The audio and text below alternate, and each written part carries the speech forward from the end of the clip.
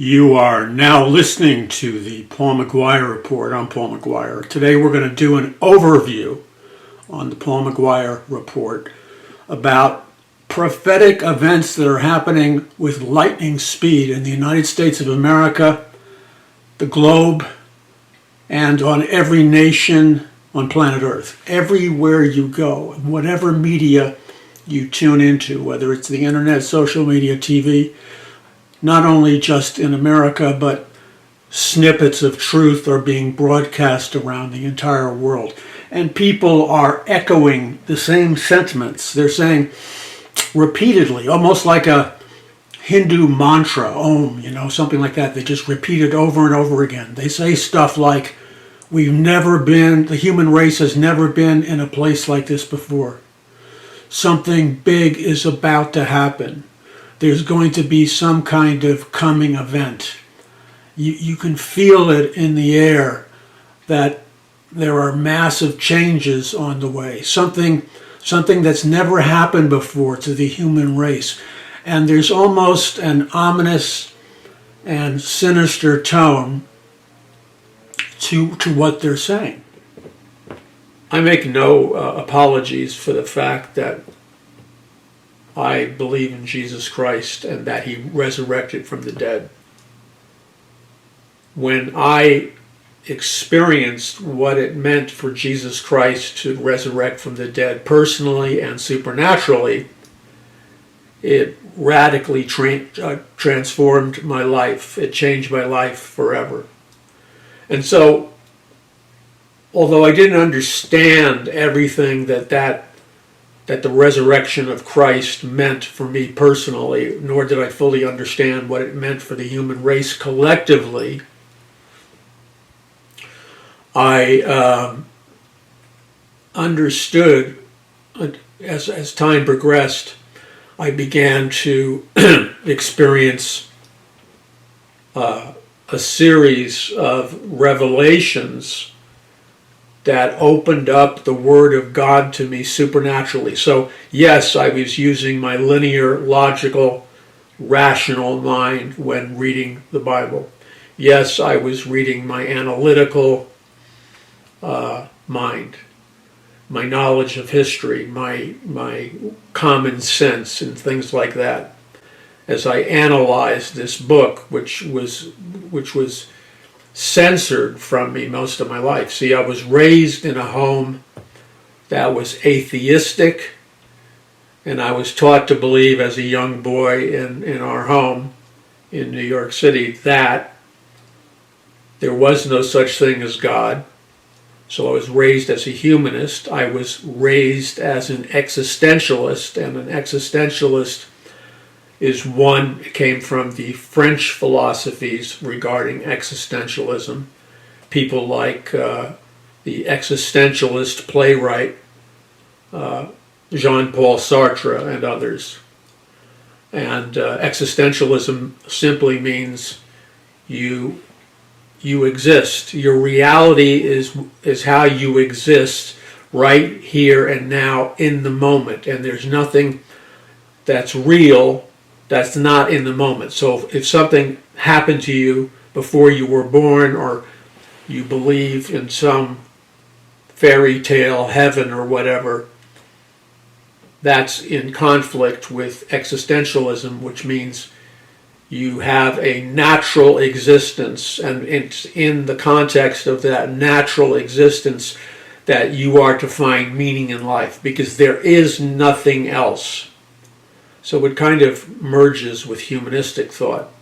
It also merges with the thought of Nietzsche, the German philosopher who believed not only in an existentialist point of view, but Nietzsche believed in the power of the human will. And through your will and through your willpower, you choose what your reality will be, good or bad. Now let's remember, Nietzsche, in his dying days, died in a mental hospital, even though he was brilliant and imitated by people like Adolf Hitler. He himself was not a Nazi, but his ideas of the supremacy of the human will it was perverted by Hitler and the Nazis for their personal application. But it has to be noted historically, as a matter of fact, that Nietzsche ended up in his last days in a mental hospital, supposedly stark raving mad. So I wasn't I wasn't raised to be stark raving mad, thank God. But that was our religion in our home. And in addition to that, I was raised to be a transhumanist. And as a young boy, I wanted the most burning passions in my life, above all other things, is I wanted to know, why was I alive? Who am I? And what is my purpose here on planet Earth? And I determined as a very young boy that if one did not know the answer to those three basic questions, that life was essentially meaningless, life was pointless, and it didn't matter how much money I made, it didn't matter how famous I might become, all of that didn't mean anything if I didn't know the answer to the three basic questions of life, which is, who am I? What is my purpose in life? And what am I doing here on planet Earth? And most people have no clue and are completely unable to answer the three primary questions regarding their life. And to further compound that insanity, an insanity that rivals Ken Kesey's novel, One Flew Over the Cuckoo's Nest, which was made into a movie entitled One Flew Over the Cuckoo's Nest. And in Kesey's novel, made into a feature film starring Jack Nicholson, this big nurse, control freak, dominates in a kind of nurse-dictatorial control system. She turns the mental hospital that she rules over, and she rules over the minds of her patients by exploiting their fears and drugging them with all kinds of psychiatric medication. Now, Kesey, who was involved in Stanford Research Institute in the early days of LSD experimentation, and remember, the history of LSD is that LSD was the most powerful drug used by the Nazi mind control scientists in their secret mind control program known as MK Ultra. And in MK Ultra, they would deliberately shatter the mind of a little kid or a concentration camp prisoner or whoever their target was. The Nazi mind control scientists would literally break the minds of their patients through a threefold system called pain, drugs, and hypnosis. And once they shattered their mind through things like sleep deprivation and turning up noise and weird music all night long and not letting them sleep, not letting them eat, then dosing them with mega doses of LSD, at that time the most powerful psychedelic drug known to mankind, and then inflicting excruciating techniques of pain and torture and not only cerebral shock to the mind by exposing them to horrors worse than any horror a person might see vicariously in a horror movie, or that a person might experience even in the most absurd conditions on Halloween. The Nazi scientists would inject their patients with the mind-blowing drug LSD. They would amplify the effects of the LSD by things like sleep deprivation, shock, torture, inflicting incredible pain on them, and then put them, while they were in this altered state of mind-bending, spoon-bending consciousness, they would put them in a hypnotic state and program into the subconscious minds of their prisoners multiple tiers or levels of personalities. So somebody who went through MK Ultra could be like a model citizen, either male or female. Everywhere they went, these male or female MK Ultra programmed individuals would appear at face value to be the pillars of the normal person. Perfectly behaved, calm, responsible, not one hint of craziness. But beneath that Stepford wife type of exterior, there were ominous personality changes and levels of personality changes called alters built into them. And so people could be the model citizen, and simultaneously in their subconscious compartments of their mind, they could be programmed to be a highly deadly assassin with almost invincible-like fighting skills, shooting skills, and all kinds of behavioral changes that made them deadly assassins. Or with women and men, but mainly women in this category, MK Ultra would shatter the personality of a little precious innocent girl or a little precious innocent boy, break and snap their personality by exposing them to the most degrading images, force them to do unspeakable acts regarding the defamation and obliteration of their God-given sexuality. And so you would have multiple personalities that programmed into these people, especially young girls, where they would be like, a virtuous mother or wife or a virtuous female. And then there would be that hidden compartment where they would be, they were referred to as honeypots.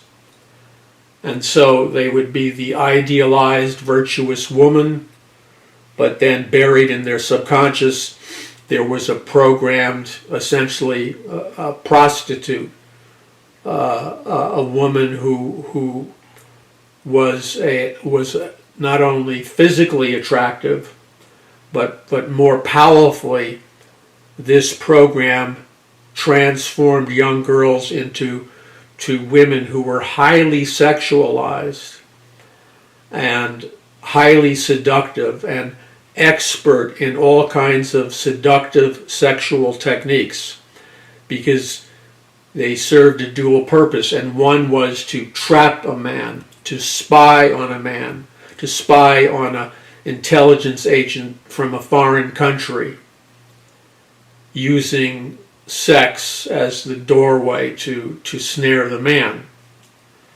And it was alleged that Marilyn Monroe, for example, was trained in that MK Ultra sex programming. And one of the people that she was spying on, of course, was allegedly President Kennedy.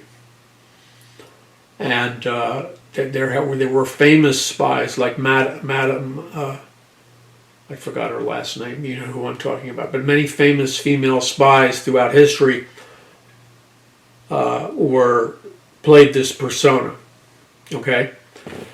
MK Ultra could produce an assassin, a psychotic. It was common for people who went through MK Ultra to have enhanced mental powers. So somebody who went through MK Ultra could potentially graduate, if you want to use that term, with the odd ability of being able to speak, read, and write like 18 to 24 languages fluently. And so they could go to a foreign country, or they could speak to a native of any number of nations, and they would speak they would speak the language of that nation perfectly. Know that they went through a linguistic programming program. And so one of the first things I do when I hear about somebody who has a bizarre past, and in addition to that bizarre past, you discover things like they're fluent in like 22 languages, that's usually a red flag, or potentially a red flag, for somebody who is going through MK Ultra.